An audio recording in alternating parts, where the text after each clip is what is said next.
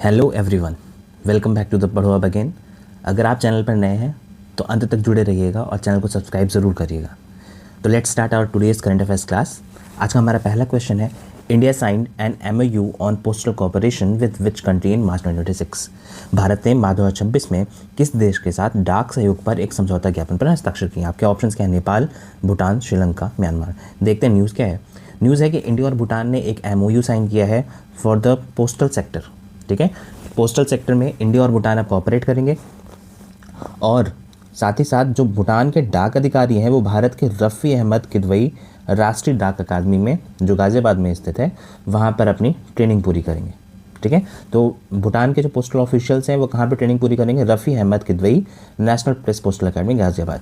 ठीक, आगे देखते हैं भूटान के बारे में। तो देखो, भूटान की बॉर्डर जो है वो इंडियन स्टेट से किन किन से लगती है? पहला है अरुणाचल प्रदेश से बॉर्डर लगती है, दूसरा असम से बॉर्डर लगता है, तीसरा वेस्ट बंगाल और देन सिक्किम। तो 4 स्टेट से इंडिया की बॉर्डर लग रही है भूटान की। ठीक है, साथ साथ भूटान और किससे बॉर्डर शेयर करता है? चाइना से। ठीक है, तो चाइना की अगर बॉर्डर की बात करें भूटान की, तो चाइना प्लस 4 इंडियन स्टेट्स। ठीक है, अब देखते हैं निकनेम क्या है। भूटान को लैंड ऑफ थंडर ड्रैगन कहते हैं। इसका कैपिटल थिम्पू है। यहाँ पे कॉन्स्टिट्यूशन मोनार्की है और सबसे बड़ी चीज़ है सकल राष्ट्रीय खुशहाली या खुशी। जैसे हम GDP में अपना इकॉनमी काउंट करते हैं, ये अपनी इकॉनमी को GNH में काउंट करते हैं, जिसे कहते हैं ग्रॉस नेशनल हैप्पीनेस। ठीक है, स्पेसिफिक फीचर क्या है कि भूटान कार्बन नेगेटिव कंट्री है।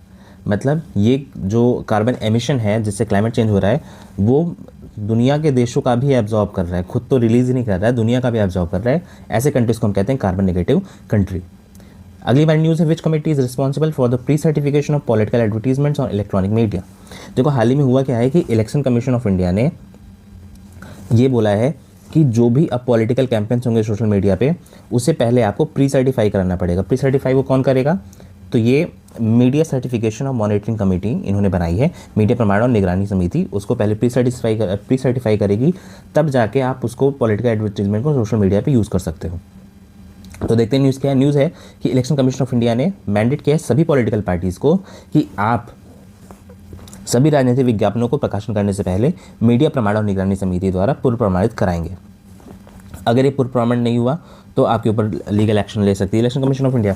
तो उम्मीदवारों को अब नामांकन के दौरान अपने हलफनामे में प्रमाणिक सोशल मीडिया अकाउंट का विवरण देना होगा और चुनाव पूरा होने के 75 दिनों के भीतर इंटरनेट और सोशल मीडिया लागत सहित चुनावी खर्च का विवरण जमा होगा। देखो, जैसे पहले पॉलिटिकल कैंपेन्स में हम सिर्फ ये बताते थे ये कोई भी चुनाव लड़ने से पहले कि हमारे पास कितनी संपत्ति है, कितनी वेल्थ है हमारे पास, और साथ ही साथ हमारा इलेक्शन में कितना एक्सपेंस होने वाला है, हम इन चीज़ों का डिटेल देते थे। मगर अब हम जब सोशल मीडिया का ज़माना आ गया है तो इलेक्शन कमीशन भी अपने आप को इम्प्रूव कर रहा है। तो इलेक्शन कमीशन ने अपने आप को अपग्रेड करते हुए क्या बोला कि सोशल मीडिया पे जो भी खर्च हो रहे हैं उसका भी डिटेल आप बताओगे हमें। ठीक, अगली न्यूज़ क्या है। Who has been appointed as a chairperson of the newly constituted national dental commission. देखो, नेशनल डेंटल कमीशन अभी नया नया बनाया गया है, तो इसके पूछ रहा है कि चेयरपर्सन या अध्यक्ष के रूप में किसे नियुक्त किया गया है। ठीक है, तो चेयरपर्सन किसको बनाया गया है? डॉक्टर संजय तिवारी को। किसको बनाया गया है? डॉक्टर संजय तिवारी को। तो गवर्नमेंट ऑफ इंडिया ने ऑफिशियली इस्टेब्लिश किया है नेशनल डेंटल कमीशन, जो 19 मार्च से इफेक्टिवली प्रभाव में माना जाएगा। इसने किसको रिप्लेस किया है? तो डेंटल काउंसिल ऑफ इंडिया को, और साथ ही साथ डेंटिस्ट एक्ट 1948 को भी इसने रिपील किया है। तो भारत सरकार ने 19 मई 2026 से भारतीय दंत चिकित्सा परिषद के स्थान पर राष्ट्रीय दंत चिकित्सा आयोग स्थापित किया है और दंत चिकित्सक अधिनियम को निरस्त कर दिया है। किसको नियुक्त किया गया है? चेयरपर्सन के रूप में डॉक्टर संजय तिवारी और सेक्रेटरी या सचिव के रूप में श्री अरिंदम मोदक को नियुक्त किया गया है। अगली न्यूज़ है कि recently NHAI announce the use of dash cam analytics services for which purpose. हाल ही में NHAI ने डैश कैम एनालिटिक्स सर्विस का उपयोग किस उद्देश्य से घोषित किया? ठीक, तो ये देखो, हाईवे मॉनिटरिंग की बात चल रही है, तो NHAI ने एक नया सिस्टम लागू किया है कि ये हाईवे मेंटेनेंस को रिवोल्यूशनाइज कर देंगे। कहने का मतलब क्या है कि NHAI ने राष्ट्रीय राजमार्ग नेटवर्क के 40,000 किलोमीटर में AI संचालित डैश कैम एनालिटिक्स सर्विसेज को लागू करने की बात की है। ये सर्विसेज क्या करेंगी? ये AI की मदद से जो डैश कैम होता है, देखो एक ये क्या करेंगे बेसिकली कि एक RPV होता है। RPV मतलब एक गाड़ी होती है जिस गाड़ी में ये पेट्रोलिंग करते हैं और हाईवे को चेक करते हैं कि हाईवे की कंडीशन क्या है, तो उसमें आगे डैश कैम लगा होगा। डैश कैम जो कैमरे लगे होते हैं गाड़ी के आगे, वो कैमरे होते हैं। तो वो कैमरे क्या करेंगे, एआई की मदद से ये पहचानेंगे कि रोड में कोई इशू तो नहीं है, कोई पॉटहोल, कहीं गड्ढे तो नहीं है, कोई साइन जो है वो डैमेज तो नहीं है, या जो लेन की मार्किंग की गई है पीले कलर से या फिर वाइट कलर वाली, वो कहीं पे भी फेड तो नहीं हो गई है, वो कहीं वो ख़राब तो नहीं हो गई है। ठीक है, तो ये एआई पावर्ड है और एनएचएआई इसको शुरू कर रही है। एनएचएआई का पूरा नाम क्या है, national highway authority of India. इसको 1988 में स्टैब्लिश किया गया था, बट ये ऑपरेशन हुआ 1995 से।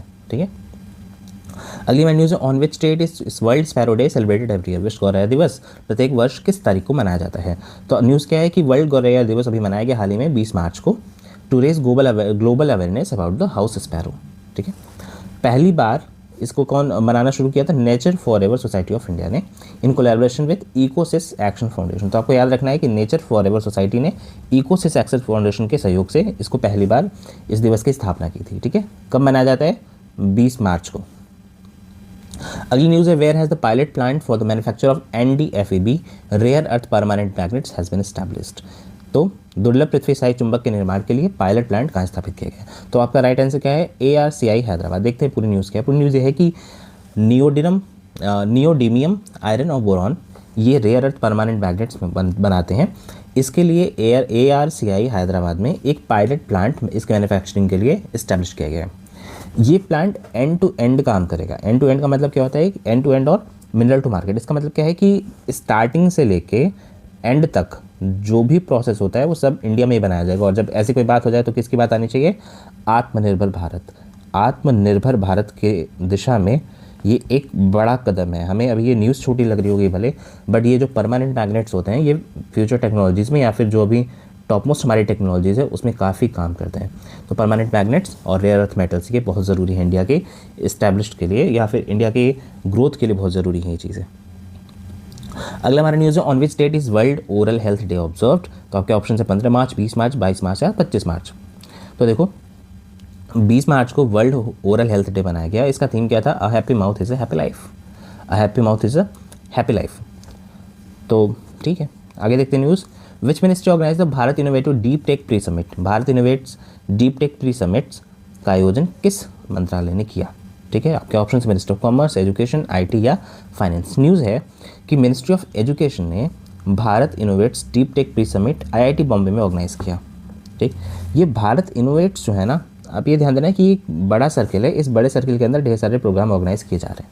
ठीक है, तो अभी इसी का पार्ट जो है, जो इसका फाइनल वाला पार्ट होगा, वो India France year of innovation के पार्ट में नीस या जो फ्रांस का शहर है वहाँ पे ऑर्गेनाइज किया जाएगा इन जून 2026। ठीक है, तो अभी के लिए आप ये क्या याद रखेंगे कि डीप टेक प्री समिट का ऑर्गेनाइज किया IIT बॉम्बे इंडिया में। ठीक है, देखते हैं आगे कि भारत इनोवेट 2026 3 माइलस्टोन्स को अचीव करेगा। पहला नेशनल बेस कैंप जो गांधीनगर मुंबई में ऑर्गेनाइज किया जा चुका है दिसंबर 25 में और जनवरी 26 में।